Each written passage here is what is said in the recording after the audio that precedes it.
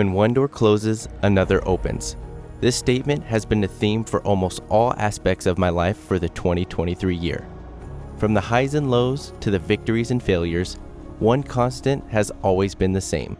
That is to keep pushing forward. This new chapter presents opportunities for both a first of its kind, as well as those who have been a part of our travels for years in the making.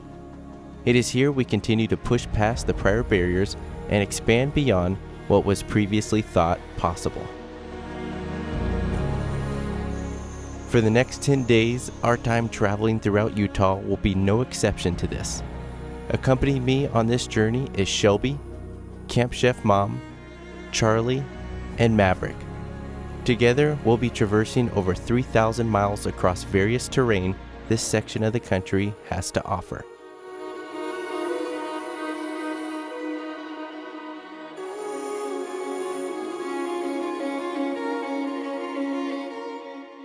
From witnessing awe-inspiring sunrises and sunsets, to covering new ground we have yet to experience, I invite you all to ride along as we embrace a new beginning for all of us.